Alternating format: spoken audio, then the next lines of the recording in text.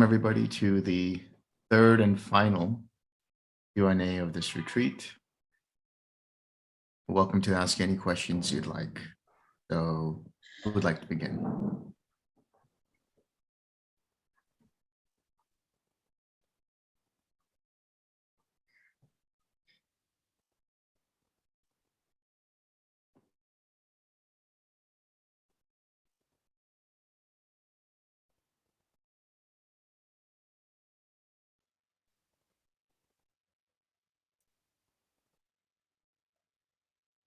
I think one of the quickest ways to get a mind that's blank is to ask people, do you have any questions?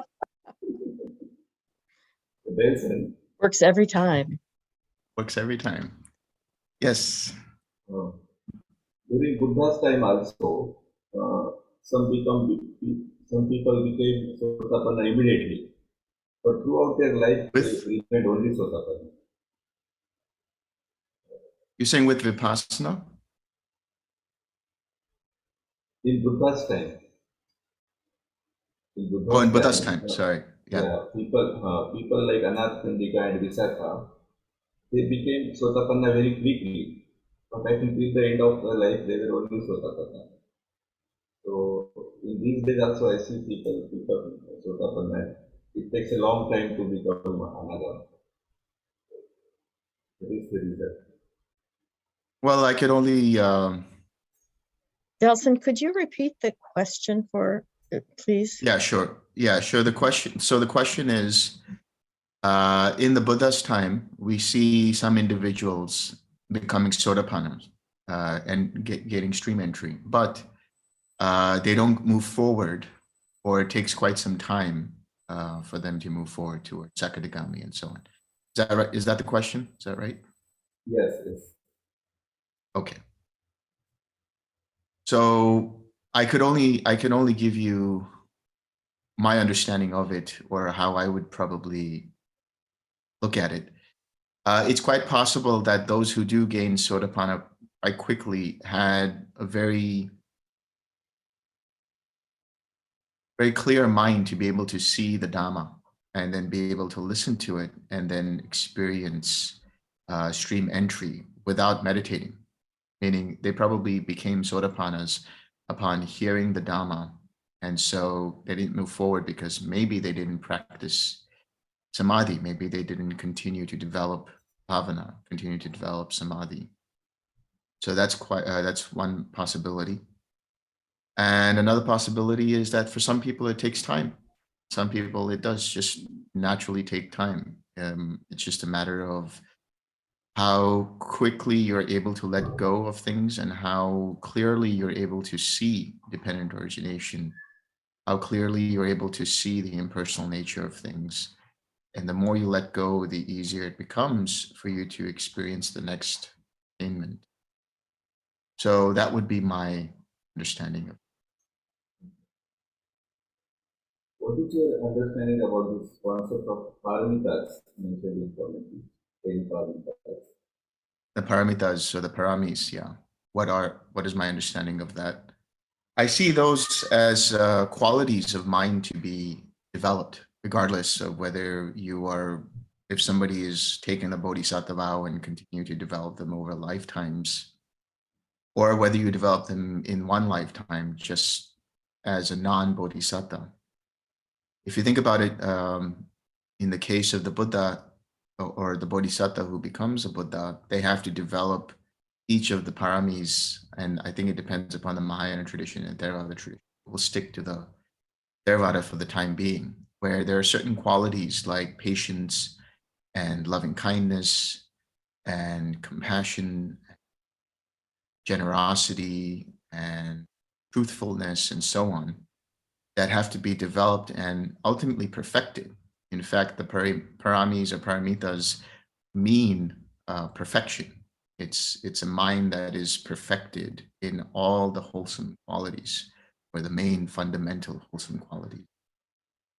That to me also indicates, and this is just my putting forward the idea, that for one to really make progress in this practice, for one to really make significant development in this practice, and for one to essentially make the mind ripe for an attainment, it is actually very important to develop these paramis, because you require certain aspects of the mind, like sila, which is including, taking the precepts and maintaining the precepts, including generosity, including gratitude, and whatever else it might be, in order for you to progress, in order for you to have an attainment. So we see also for the two chief disciples of Buddha, Moggallana and Sariputta, they too had to develop the paramis to an extent, but not as long as the Bodhisattva had to in order to become a Buddha. But I think generally speaking, it's important to develop these qualities. The more you do, the easier it becomes for you to have a purer mind. And the purer your mind, the easier it is for you to see dependent origination, therefore have. Delson, can you, with sort of continuing with that question, can you talk a little about also karma and the times we live in terms of people successful attainments? Yeah. Remember, I asked Bhante one time, and he said that if you are a Sotapanna, you'll come in as a Sotapanna. If you've been you'll come in in your next life, you'll come in as a Sotapanna already. Although Right. It seems like that is a little. I always felt like it's a tricky question. Yeah. Well, I would agree with that, because I see that based in the suttas, where if you do become a Sotapanna, you have up to 7 lifetimes before you attain arahatship and then get off the wheel of samsara. I think there are certain individuals who do become Sotapannas in a previous life, and then when they come to this practice, there is just this immediate understanding. There's this immediate quality of mind that's able to see the effectiveness and the wonderful nature of the practice of the Dhamma. And so they already have some kind of an understanding in it. Now, it is interesting that you mention it, because when you talk about stream entry, that is really the destruction and elimination of the first 3 fetters. So for a being to be born as a Sotapanna in a new life, in a next life, would mean that they already have some kind of faith and conviction in the Dhamma, the Buddha, and the Sangha. So that to me would indicate that they probably grow up or are born in a family that is Buddhist, perhaps, or has some connections to the Dhamma. And they don't have beliefs in rites and rituals, which means that they probably have a mindset already, which is, doesn't get bogged down by certain kinds of ceremonies and rites and rituals. And then the belief in the personal self, that's an interesting one. So for a being to be born in a condition where they don't have a belief in the personal self would be very interesting for that mind. So that mind doesn't really have an idea of a soul, or doesn't come to a point where they can conclude that there is a permanent self. So I think it is possible. I think such a mind would be very pure, at least in terms of not getting bogged down or distracted away from the Dhamma. Of course, there will still be craving and aversion and so on. Now, when we talk about karma, depending upon the way that the mind responds to situations and the way that the experience has been for the attainment in a previous life, that Sotapanna could be either a Sotapanna that has 7 lifetimes, or what is known as a Kolankala Sotapanna, which is to say family to family or clan to clan, and they can go up to 3 lifetimes. And then you have what is known as a Ekabija Sotapanna. That means a 1-seater. That means they only have 1 more lifetime before they attain arahatship. And that's a question to be asked, which is, what is the difference then between a 1-seater and one who is a Sakadagami? And really the difference is, for Sotapanna, it's a little more difficult to let go of craving and aversion than it is for a Sakadagami. And more importantly, even for a one-seater, even for an Ekabija, they will take a little more time to recover from the effect of that craving and from the aversion. In other words, with the Sakadagami, they might recognize the craving and arising coming up or having already arisen and then letting it go quicker than a one-seated Sotapanna would be able to. So I think karma here, we have to see it in twofold. One is, as I always say, old karma and new karma, taking it from the suttas, which is the effect of previous choices. I mean, the technical term is, I believe, vipaka, which is the fruition of previous karma. So everything that you experience in this life up until this point is old karma. And new karma is what one chooses to do with it. So if the feeling that is experienced is pleasant, painful, or neutral, and there is any kind of identification with it, taking it personal, and then causing craving or aversion to arise, that taking it personal in itself is new karma. And that can cause craving to arise. And then if that is not understood and let go of, that can cause clinging and being and so on. So that deviation point or that delineation point, let's say, is between feeling and craving. That's where the choice you have is in that moment to decide if you want to take it personal or you want to see it as being impermanent and therefore not worth holding on to and being impersonal. If you're able to see that in every moment, then you don't produce new karma. Instead, all the old karma that is experienced is just experienced and felt and fades away. I always go back to the context of the meditation. When you look at it in the meditation, you see hindrances arising. Hindrances arising are basically old karma. They are the effects in the mind based on choices of breaking precepts at a previous moment, at some point in time in the past.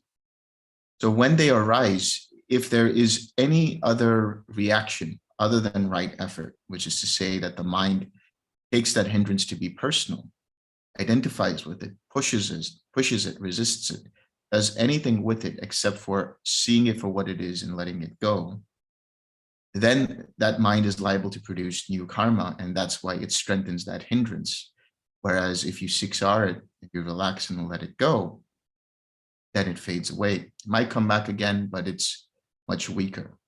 So in both the context of the meditation and in daily living, any old karma that's experienced and that's abandoned might be experienced again, but it won't be as strong of a force in the mind as it was before.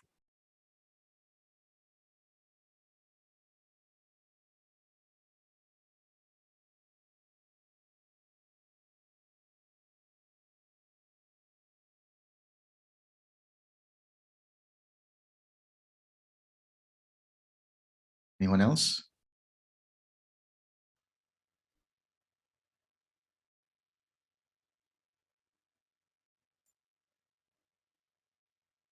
How does forgiveness meditation help in all this process? Sorry, that was very muffled. I wasn't able to. How does forgiveness meditation help Forgiveness in this, meditation, yeah. in this process? How does it help? All I heard was forgiveness meditation. I think it's just my, sorry. How does it help in this process? Oh, how does forgiveness practice help in the process? Yes, okay. How does forgiveness practice help in this process? So forgiveness, as I see it and as I understand it, is a great way to let go of certain kinds of emotional blocks that are preventing the heart from experiencing loving kindness, that prevent the mind from experiencing and being able to send out loving kindness to oneself and to others. And if you think about forgiveness, it is different than the loving kindness practice because you stay in the first jhana because you're verbalizing, I forgive myself for not understanding, or I forgive you for not understanding. Or even when you're walking, I forgive you, you forgive me. in that process of forgiveness, the feeling that is there is release.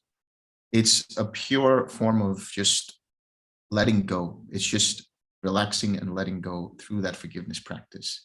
Now, I know Bhante has had a couple of different ways of when he's talked about forgiveness. There was the, let's say, one certain model that was there and a different model, and then the newest model, which is the relax and forgive. But the forgiveness itself is a process of letting go. In that moment of saying, I forgive myself for not understanding, there is an experience of letting go. There's an experience of, okay, I did that, now I'm letting go. There's no more judgment in my mind about what it is that I did or did not do. Likewise for the individual that the person might be forgiving.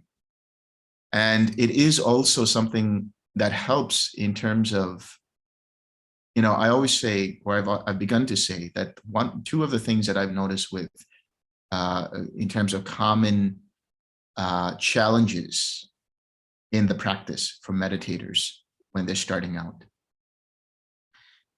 is that they try too hard, they push too hard. And the second is they don't accept themselves as they actually are. They don't accept the moment, they don't accept reality, they don't accept their mind as it actually is. That non-acceptance is in itself is a block for the practice. So in forgiving yourself for not understanding for certain things, in forgiving others, you're letting go of that non-acceptance and you're coming to a point where the mind is saying, okay, this is how the mind is and I'm okay with it. I accept it, let it go, and then continue on. So there's a lot of relief to be experienced with forgiveness practice, but I see it as being secondary. I see it as being a practice that's prescribed, like a prescription, where, okay, you can't send loving kindness, do forgiveness for a couple of days, see how you feel, and then come back. I wanted to say something about the forgiveness too. It seems to me, so I was doing forgiveness and then was done and I cleared out some really great things, but then it just sort of came back. And I find, even though knowing exactly what you said, trying too hard and I don't even know if this is going to question, not accepting oneself, even knowing that and keeping that kind of like, I know I'm going to not try too hard in this retreat. I mean, that's really what I was doing. And I mean, I could just see myself saying, okay, I have one day left now. Or what about my next retreat, my next sitting?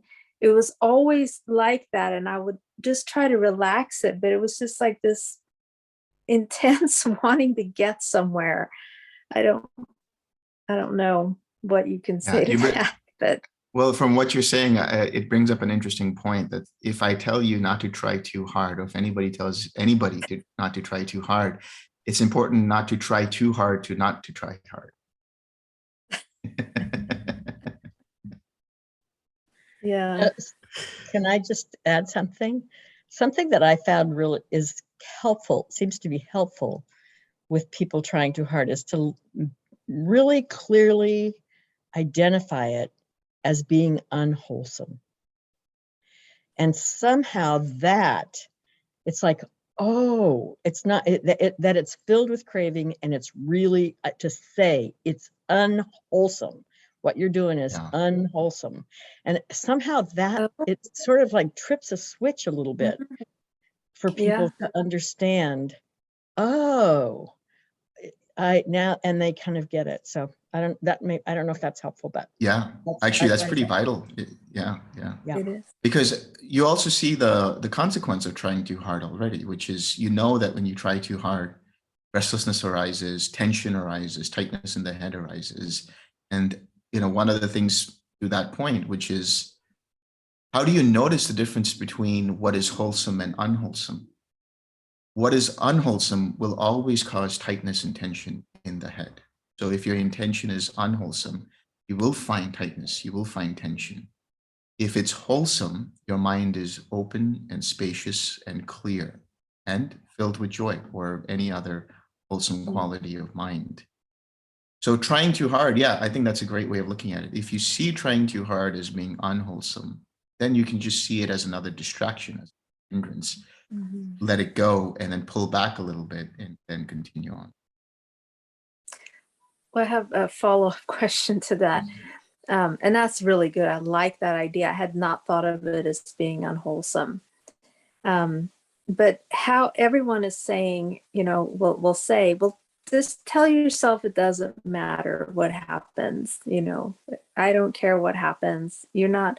And that's what it seems that a lot of people who will come to retreats will have sort of like this beginner's luck because they don't know what to expect. Yeah. It's like they just do great and they have no idea that this is possible. And whereas, those who have kind of, been there and now we know what to expect or, what to look for. So now it's, is there an answer to that? How to not, how to let go of the expectation? Maybe it's the same. I think it's the same thing, really. It's seeing that expectation, seeing that anticipation as being a hindrance and saying, and so recognizing that moment of expectation, oh, here's a signpost towards cessation, here's a signpost towards this, seeing that and saying, okay, that's just another hindrance. I'm going to let that go. And then coming back to the practice. Yeah, obviously the attitude should be of a beginner's mind, and it is easier said than done, but if you really generally just allow the mind to say to itself, okay, I don't really care what happens, and just sit down for the sake of sitting down, sit down for the enjoyment of practice, sit down for really looking at everything. So having that kind of perspective, as well as sort of like a scientific perspective, which is like, okay, I'm going to look at this and see what this is all about, what's going on here. So in other words, when you do that, you're bypassing that whole thing of, oh, I recognize this signpost and I'm anticipating this is what's going to happen. You have the attitude of, okay, let's just see what's happening now. Let's just see what's happening now. Let's just see what's happening now. So I think the simplest and the most practical part of that is using that whole process of seeing it as a hindrance. When you recognize that you're having an expectation and it jolts you out of, getting deeper into the practice, see it for what it is and let it go. 6 hours. Okay. Thank you. Delson, can you hear me okay? Yes, I can. And I don't know if this at all is helpful or not, or just to me, but I often start my meditations with a few verbalizations to set myself on the right track. And one of them is, may I let go? And depending on what it is, sometimes it's hindrances, sometimes it's a sense of self, but often is actually expectation, because it's a big one for me as well, is just, especially you get to a certain point and then you expect something. Well, sense of I expect this next thing to happen or the same thing to happen again. And that really is, it's another hindrance, like you say. And sometimes verbalizing that at the very beginning, or even sometimes verbalizing a few times during my sit, I found to be very helpful as a reminder to watch out for the expectation as a hindrance all by itself. Yeah, that's a great practice, I think, especially when you start off with verbalizing and saying, I don't, let's just see what happens. I don't have any expectations of what's going to happen. It is really just like, one of the analogies that I use is like when you have your favorite show and there's a new episode that comes on and you have no idea what happens. So your mind is like really like pinpointing what's going on. You have that kind of attitude and say that every meditation session is just a new episode in this season of TWIM. Now, let's see what happens. Like, I don't know what's going to happen. I'm so happy. And we have a new show. We have a new episode. Just pay attention to everything, That's another way of looking at it. Whatever helps, just see what helps. You have to experiment and see what kinds of ways, little things here and there help you to let go of those expectations. Anticipation. I have a question that might be related to this line of questioning, but earlier you mentioned patience, and sometimes I think of patience as really closely related to equanimity. So, accepting yourself as you are, and accepting others as they are, and accepting things as they are. But it seems as though, in my mind, only the context is different. So do you have any thought on patience and how it relates to equanimity? So equanimity I see as being a quality of mind, in the sense that it is a mind that has basically no expectations. It's not anticipating it. That's really what it is.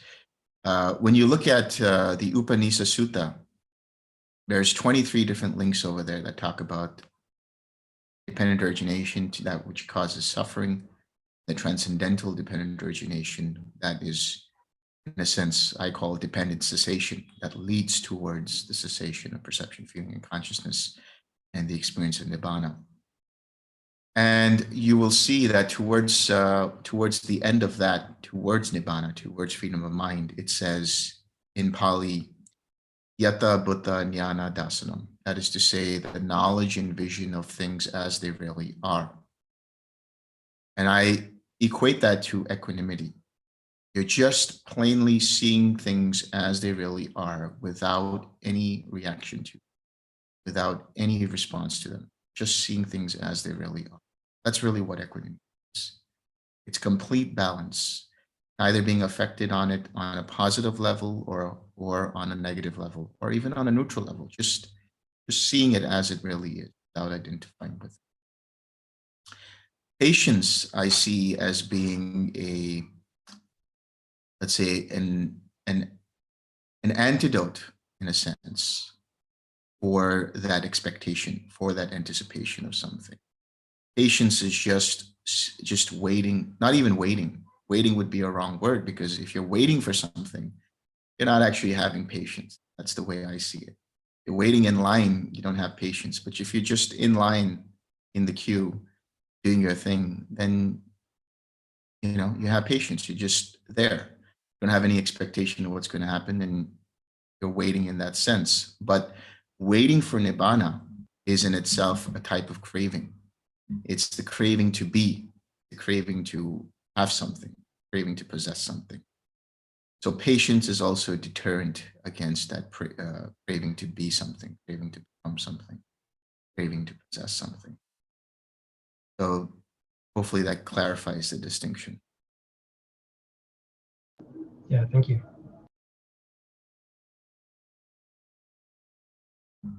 Somebody asked a question in the chat. Do you have any opinion about the authenticity of Jataka and Charya Pitaka? I mean, do you believe that those are authentic words of the Buddha? So the Jataka is, I guess, the Jataka tales of the rebirth stories of the Bodhisattva. But I don't think I've come across this word, Charya Pitaka. What is that? Oh, that is another book from Buddhism, right? So it's similar I see. to that. Yeah. I believe these are all part of the Khuddaka Nikaya. I think they're part of the minor, the minor collection. So I know that in some parts of the minor collection, especially as you get into the later stages, you have something known as the Sambhita Magga. Yeah. So that's like and it's very Abhidhammic in nature. If you think about it, when you read it or when you see it, it's like having a bunch of lists and analyzing things to the very, very, very minutest level. So I would say that take them as being stories of inspiration, stories of being able to inspire yourself to see what it is possible that a bodhisattva goes through to become a Buddha. The Jataka tales I see as that. Charya Pitaka I can't really comment on, but if it's something that is in the Khuddaka Nikaya, it's the 50-50 thing. Khuddaka Nikaya there are some real gems in there. you know, like the Sutta Nipata, um, the Udana, and things like that. Some really nice things there. But the Khuddaka Nikaya is very interesting because it is the list, it is a collection of minor discourses, but it could be like this big, that whole book. Like there's so many discourses in there. And some of them are attributed to the Buddha, and some are attributed to Sariputta, and some are attributed to others. So I wouldn't really say if they are necessarily all the Buddha's words either.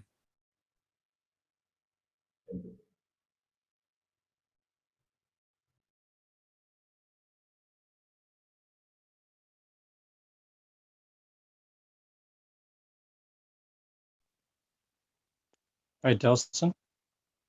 Yes.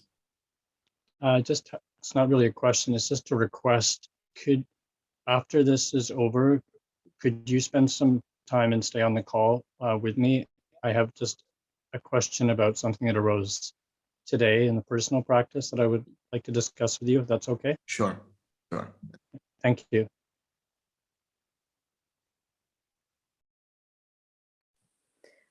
Okay, another kind of a question. So this retreat has been really good for me in that I got back to sitting for long periods, and I'm really happy for that. And really before this, I was really enjoying reading a whole lot. So during the retreat, I've read a lot less than I normally read out of suttas. And I find that in a lot of ways, I just have so much enjoyment and happiness in the suttas. Like it just sets my mind straight somehow. And maybe I'm being lazy, but I don't enjoy the meditation as much. I am now, I think, because I've kind of gotten back into it more, but the meditation is like, oh, I'll do like an hour. But reading is like what I really enjoy. And so I wonder, maybe that's just at different times in your, practice, maybe you do different kinds of things. But I guess I'm wondering, how far can you go with, this reading the suttas as your main practice for taking you there, so to speak, to I would liberation. say I would say it should not be a main practice. It should be a supplementary practice. The meditation you should always look forward to. So you should always say, "Oh, great, I get to meditate now." "Oh, 1 hour isn't enough, but I'll make do with 1 hour. It's fine." You know, that's all I have right now. So meditation should be the main practice. Should be the major practice. And then the suttas help to kind of give you clarity on certain things. And then the meditation itself also gives you clarity on certain things. But of course, if you can enjoy reading the suttas, that's a wonderful thing. That's very, very great, because especially that means that your meditation is helping you inform and clarify some things in sutta. Because when you start off on the path in the beginning, or anybody who's a beginner who starts off on the path, and they read the suttas, it is like a secret code. And there's a lot of things that are just, undecipherable until you have the experience. If you're finding yourself enjoying the suttas, then that means that the major practice of meditation is helping you inform what the suttas are talking about. There's understanding going on. But you have to see that as being like a sliver in that whole routine of the practice. The practice should mostly be meditation, of course, some walking meditation if you can do it, and then some of the reading of the suttas. And ultimately, you want to be able to be in a meditative state of mind, no matter what it is that you're doing. So still be with your object of meditation while you're walking, while you're eating, whatever it might be. Okay, great. Thank you.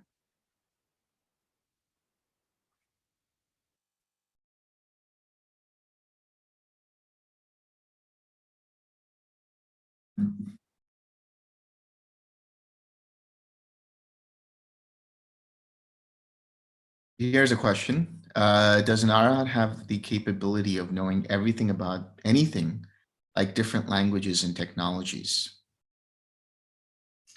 I would say that the Arhat does not have omniscience. It doesn't have the ability to know everything all at the same time. But I would say that their mind being rid of barriers makes it easier for them to learn things, makes it easier for them to be able to absorb information, because there's no hindrance, there's no craving, there's nothing there that hinders the mind's ability of understanding something. So I would say no, they wouldn't have the ability to know everything all at the same time, but it's easier for them to.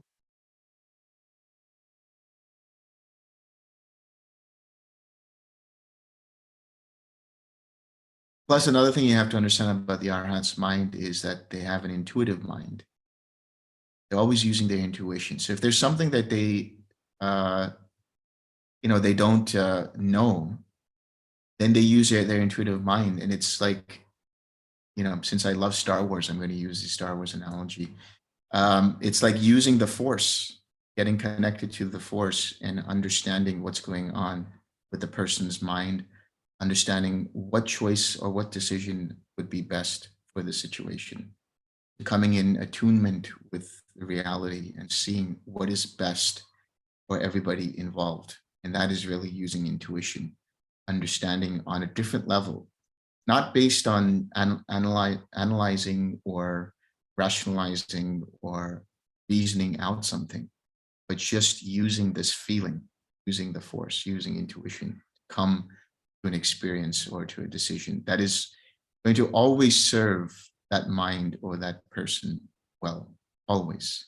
And you'll see that the answers that you get from the intuitive mind just come like an insight, and they make complete sense. There's not one level of non-clarity. It's just so clear that it completely gives the answer that you're looking for.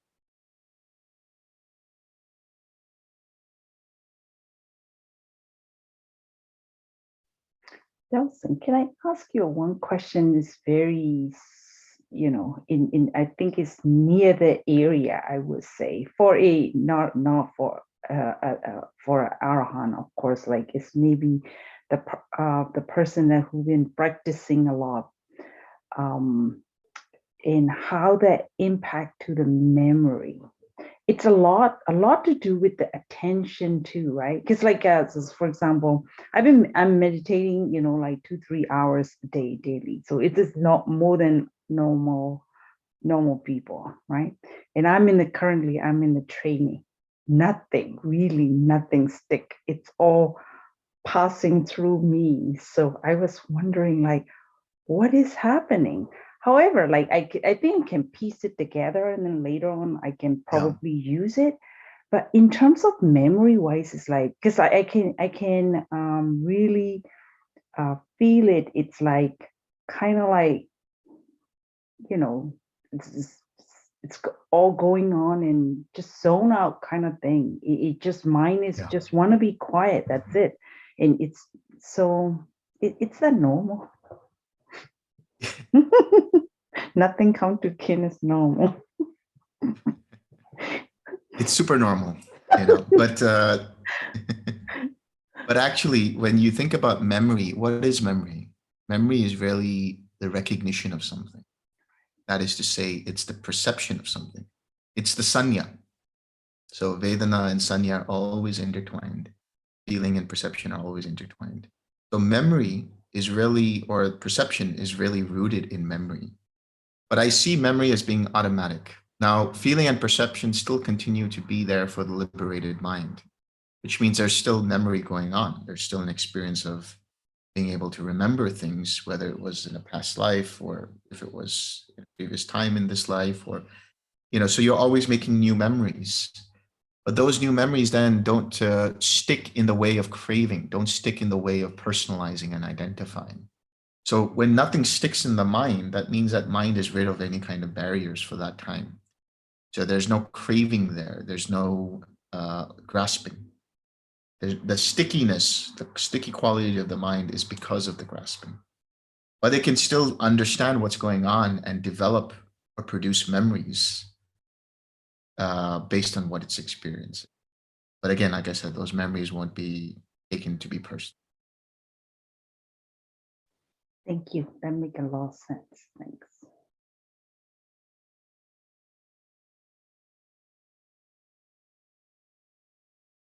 Mhm.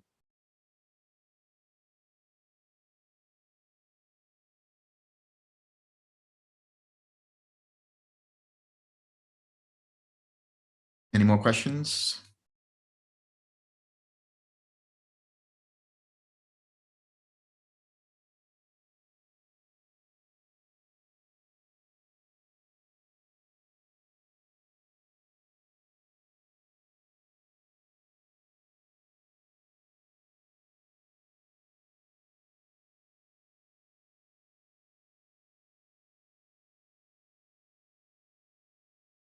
Okay, so before we end this and share some merit, I'd like to thank you all for participating.